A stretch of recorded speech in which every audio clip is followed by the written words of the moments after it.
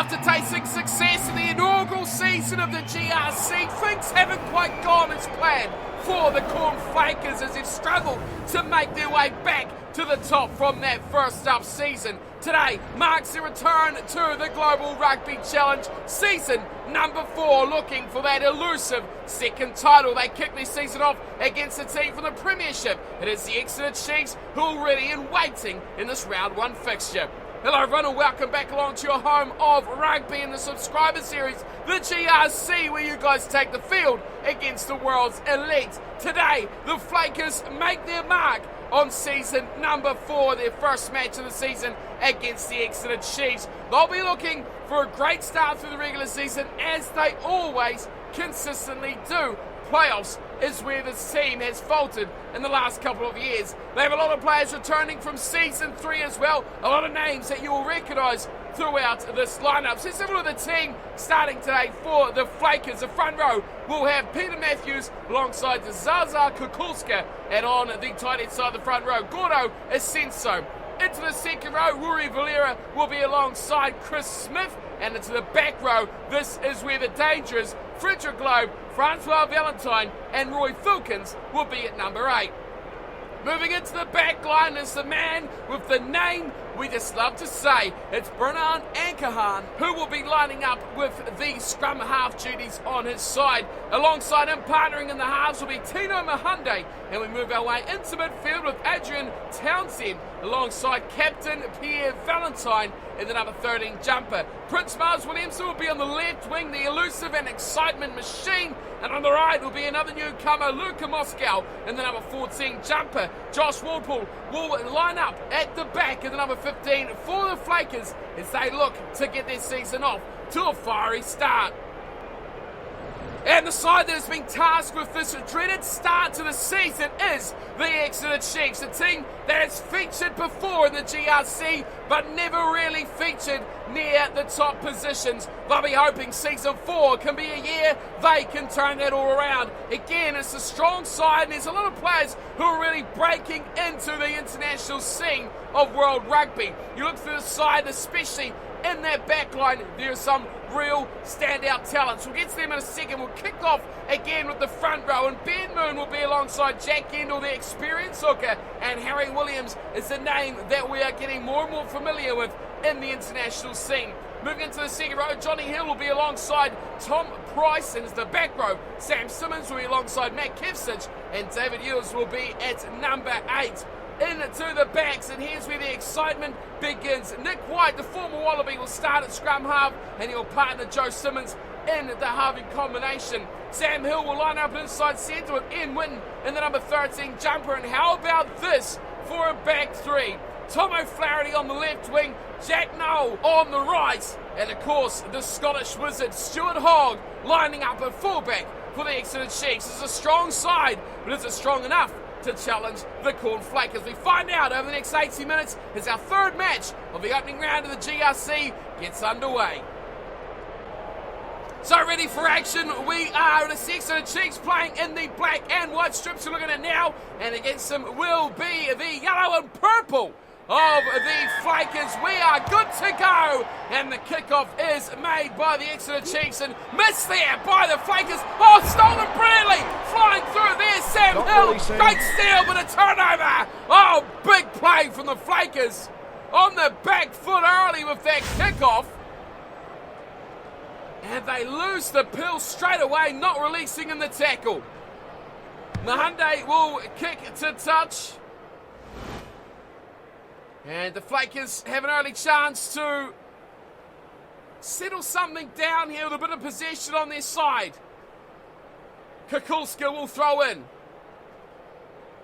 And just the 5 men in the line outs, and they go to the back as well. A little bit something fancy there as they look for Ankakan. And now they fire it out wide. It's into midfield. Valentine giving it back inside. Townsend, good little offload from him. He gets it back as well. And they wait. Now it's through Lowe, going through the back line as well, finding his support there, and it's the big man in the number 9 jumper, Ankahan, who sets it up just inside the 10-metre line. They look left side, and a big pass out wide to the dangerous Prince Miles Williamson, cutting back inside is Mahunde. Mahunde looks out towards right hand side, pass back in from Valera, and it's a run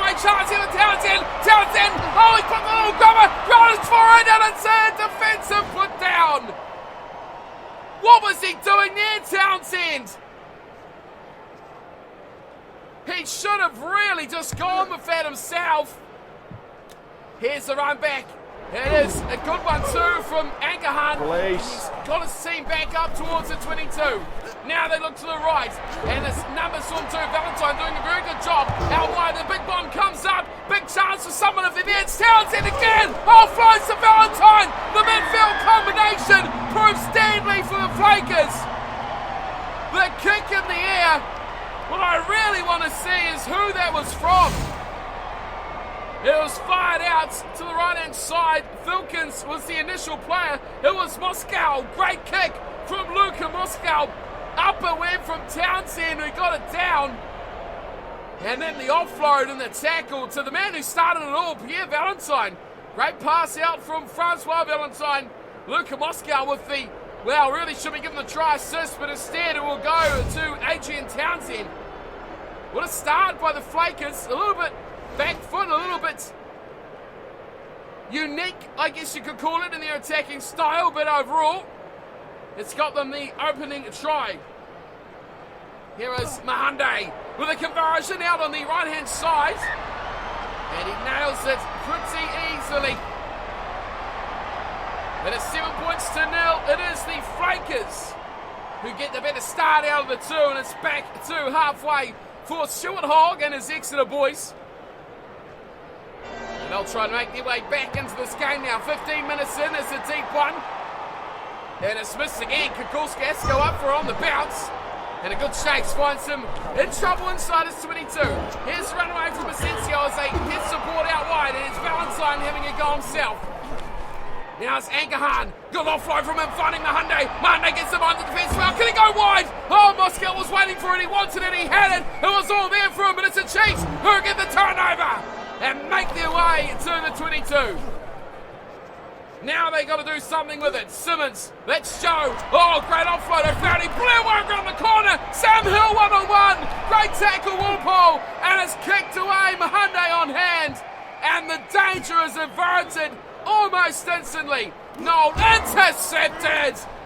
Big plays again. The Flakers are a big game team, and they are delivering the moments right now as they get a quick ball off the back, and out on the right side it is. The chance for Chris Smith. Inside ball to Mahande. Mahande goes to line himself. Oh, high tackle off the kick. What's going on there? He has support on his right. Where's the replay of that? A man on his right. They are taking the shot at goal, however.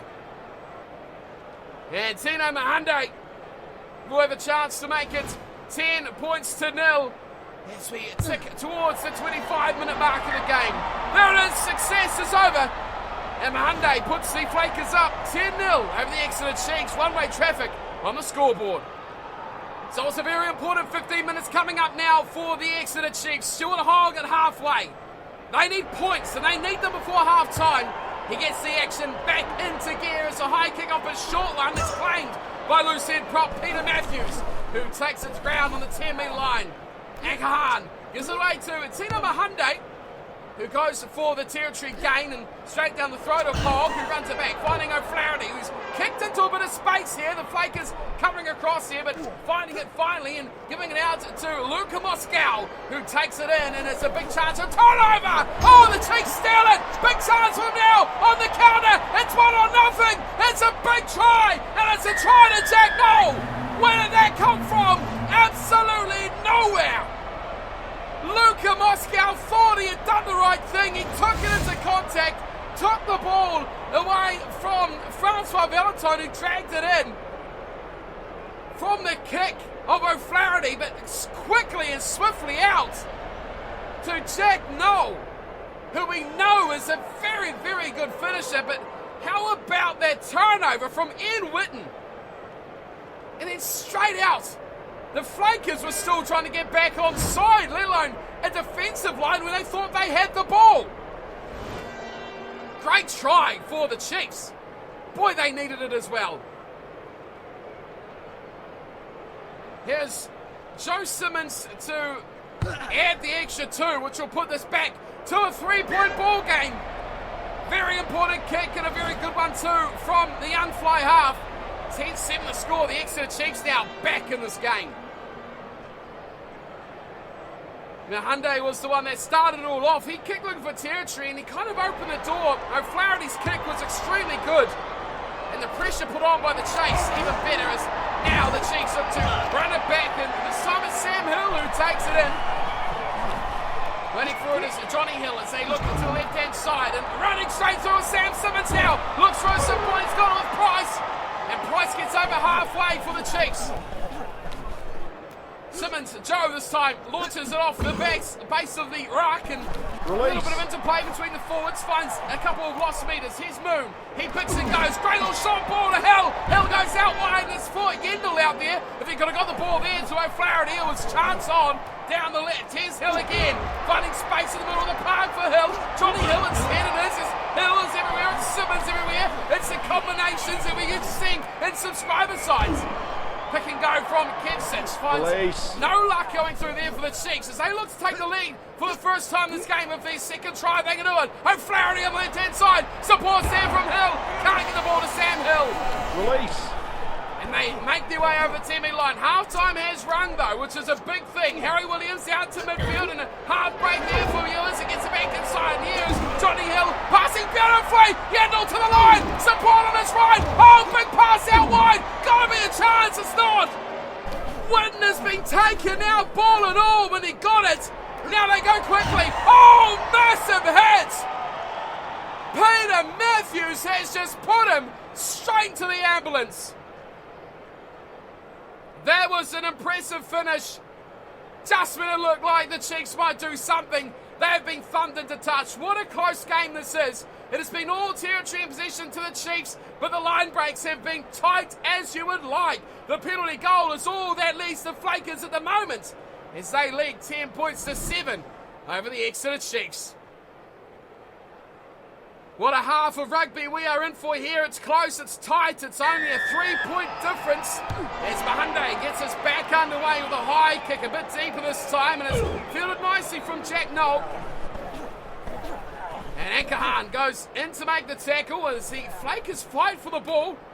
Here's Nick White, big pass from White too, and he finds a bit of room in this backline. It's quickly out through the players before Ben Moon takes it to ground. He's supported his left as well. They seem reluctant to give the ball to O'Flaherty. Here's White going alone, and O'Flaherty's run into touch, and so is White. Not the play he was looking for, the number 9. Trying to find his left winger, he just couldn't find his feet. Here is Zaza Kukulska, a name that has been through plenty of turmoil over season 3. He's throwing into the line now. Chris Smith drags it down at the back. Waiting for it is Asenso, and he fires a big pass straight to midfield. It's Francois Valentine. They get some quick passing on out wide. Back of field, Mahunde goes back to Filkins. A little bit of continuity here. Moscow turns it around the corner. Pierre Valentine back to Filkins again, outside to Kakolska, and the hooker goes into the 22. Here's a big chance. It's a runaway from Ankahan. Pick and go from the scrum half. Now they go low. Short ball, brilliantly. Mahunde gets in behind and finds Townsend. They're just 10 metres out now, are the Flakers. Low. Goes short to Valentine. 6 or 7 combining. What a ball! Pierre Valentine will score! What a ball of a pass! And was that Valentine to Valentine? Francois to Pierre. That is what we like. So many family connections in this game. The Hills, the Simmons, the Valentines. Who else have we got here? I think that might be all. Hopefully that is all. But what a play. Excellent work. Frederick Loeb, short to Valentine, who looked up and went bang. I see Pierre, and then the charging tackle coming in from Stuart Hogg. Body on the line almost did enough. But Pierre Valentine plants out the right arm and puts the ball over the line just. Big try too, big play. That puts the Flakers now up by a potential 10 points. It does indeed. As Tina Mahunde does not miss him from that close. 2 points converted. It is now 17-7. The Exeter Chiefs need more, like they got after the halftime break. Stuart Hogg back to halfway. He needs to launch his team forward. He needs to get more involved. Kukulska takes the kick off down. Oh, finds Valentine again, who goes out wide. Luka Moscow has lost the ball again. His retention in the tackle, getting found out a bit as Sam Hill breaks through. One to beat, but Walpole all over that.